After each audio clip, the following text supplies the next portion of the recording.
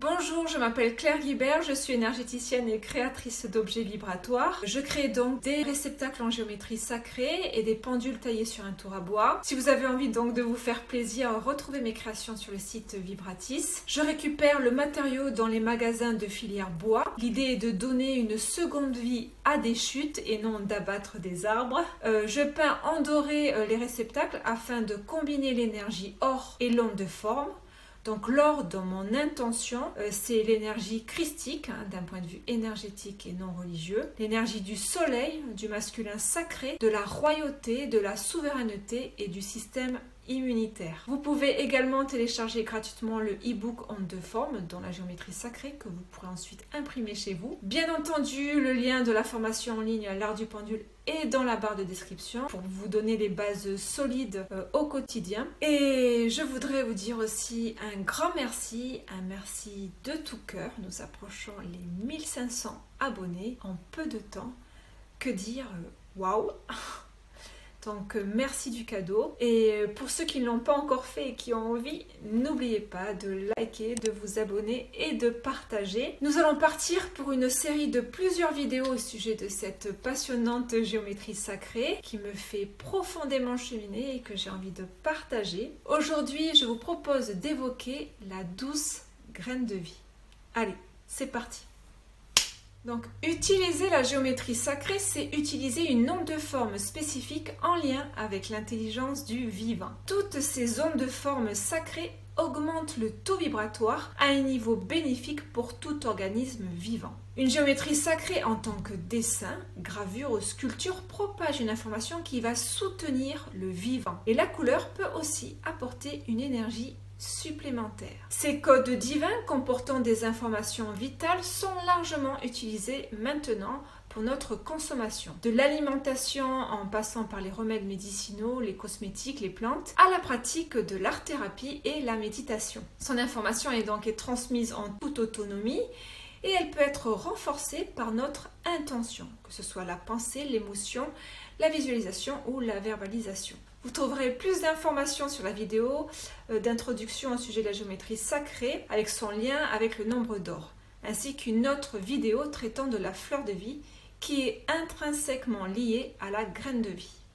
Dans l'énergétique et d'inspiration New Age, ce qui cadre aussi ma vidéo, la fleur de vie restructure harmonieusement les cellules, ramène l'organisme sur son plan vital optimale. Elle réorganise le vivant en se propageant par division fractale. Elle a donc une fonction purificatrice et régénérante.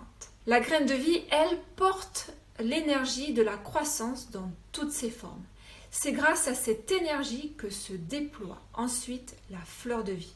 Pour la fleur de vie, c'est une duplication successive de graines de vie. Pour la graine de vie, c'est une duplication successive de Vesica Piscis, appelée aussi vessie de poisson. La Vesica Piscis et la graine de vie, nous les retrouvons souvent en forme de vitrail ou sculpture dans les églises romanes. À l'époque où notre civilisation convertissait de gré ou de force les païens à la chrétienté, les bâtisseurs de cathédrales auraient été initiés à la sorcellerie et à la géobiologie sacrée par les druides qui eux-mêmes auraient été initiés par les Égyptiens. Les ondes de forme dans la géométrie sacrée étaient fondamentales pour harmoniser un lieu sacré. Donc la Vesica Piscis, c'est un symbole païen, celtique et devenu chrétien. C'est un symbole puissant. Il est souvent représenté comme le symbole du Christ, qui aujourd'hui nous retiendrons donc la dimension énergétique et non religieuse. Elle est la rencontre du monde divin au monde humain, est connue aussi comme l'utérus de la création. Et donc la graine de vie porte en elle 6 Vesica Piscis, qui incarnent donc la rencontre des deux mondes, favorisant une énergie fertile à la création. La graine de vie, de par sa constitution graphique, exprime que la vie part du centre. Ce centre qui déploie la multiplication des cercles peut être appelé Dieu. La source, la vérité, l'univers, l'amour universel ou autre. La cellule ronde, point de départ de la vie, peut être transposée comme la vie biologique sur Terre. On la compare couramment à une cellule embryonnaire de 3 jours. La partie centrale d'un point de vue biologique ressemble étonnamment à la multiplication cellulaire, l'embryogénèse, principe fondamental de la vie.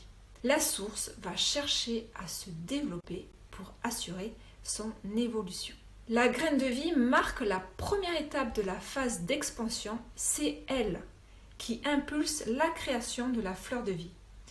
Elle apporte ainsi toutes les formes de croissance, de bourgeonnement, de fécondité et de multiplication. La géométrie sacrée est fortement en lien avec les nombres, ce qui nous aide à décoder plus précisément le message qu'elle propage dans l'éthérique. De plus, sa combinaison avec les nombres renforce sa valeur universelle. Dans le cadre du développement personnel, Christophe Gentil a effectué un travail ingénieux en fusionnant la géométrie sacrée et la numérologie pythagoricienne pour apporter un sens supplémentaire au parcours de vie d'une personne. Il transpose en graphique les nombres en symboles qui sont pour la plupart la géométrie sacrée. De là, il récolte de nombreuses informations qui permettent donc de connaître la signature vibratoire de la personne. Cette méthode innovante s'appelle la géonumérologie. Voici ce qu'il évoque au sujet du symbole de la graine de vie. Son tracé représente l'évolution de l'unité, symbolisée par un cercle par duplication successive de Vesica Piscis dans les 6 directions de l'espace, de manière isotropique. L'appellation rosace était également utilisée pour qualifier cette figure à la fin du Moyen Âge. Elle était d'ailleurs connue par Léonard de Vinci à la même époque. Son origine égyptienne ne fait aucun doute. On retrouve sa présence notamment dans l'un des temples d'Abydos dédiés à Osiris. On le sait, ce symbole est lié aux couleurs de l'arc-en-ciel, le pont entre le ciel et la terre, aux 7 états spirituels hiérarchisés qui permettent le passage de la terre au ciel. Il annonce l'atteinte d'un sommet, d'un équilibre parfait, d'une harmonie rare. Ce symbole, la graine de vie, désigne le but initiatique appelé de tous les vœux, ce but étant de connaître l'univers et de contempler le Créateur face à face.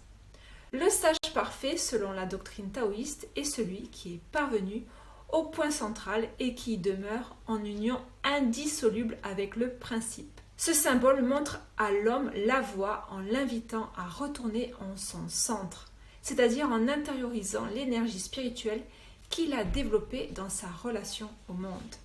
Fin de citation. La graine de vie est constituée d'une géométrie à 7 cercles, fusionnant avec la vibration du chiffre 7.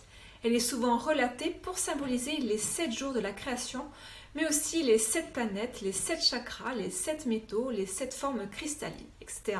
Le 7, c'est la porte vers la dimension spirituelle, incarnant la connaissance, la clarté et la vérité. C'est une vibration qui invite à se retirer du monde matériel afin d'explorer son monde intérieur. Cela semble une combinaison harmonieuse lorsque la graine enseigne que tout part du centre et le 7 lui invite à se centrer. Donc 2 conditions qui semblent une clé pour prospérer harmonieusement vers sa croissance, qu'elle soit personnelle, matérielle ou spirituelle. J'ai l'habitude de comparer la graine de vie à l'énergie du quartz rose. Je la conseille souvent pour apporter douceur et estime de soi, plus généralement pour des personnes qui dépensent beaucoup d'énergie à l'extérieur et qui s'oublient. Donc dans ma pratique, j'ai souvent ressenti sa vibration comme l'énergie du cœur afin d'être une mère pour soi. Cela semble donc cohérent quand le chiffre 7 appelle à s'intérioriser et que son nom de forme vous invite à toujours partir de notre centre. Donc des conditions sine qua non afin de se respecter et de s'aimer.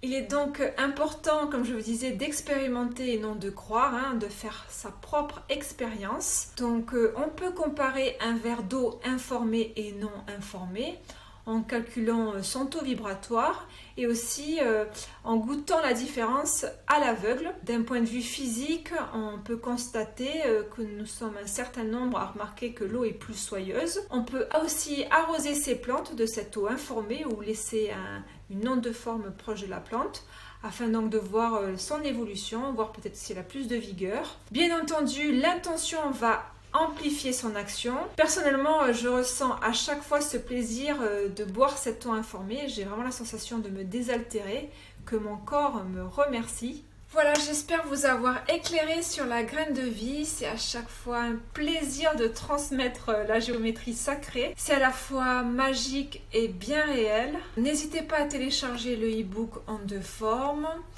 Dans la barre de description, vous trouverez aussi le lien de la formation Art du Pendule pour mieux l'utiliser au quotidien, ainsi que le groupe Facebook pour que nous puissions échanger, partager autour de cette pratique.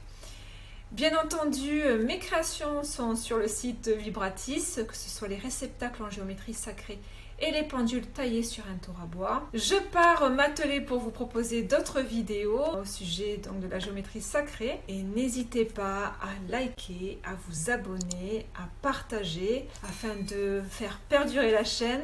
Et encore merci. Merci du fond du cœur de participer à la chaîne, je suis vraiment très reconnaissante. Et en attendant de vous revoir, je vous dis à très bientôt et surtout, prenez soin de vous.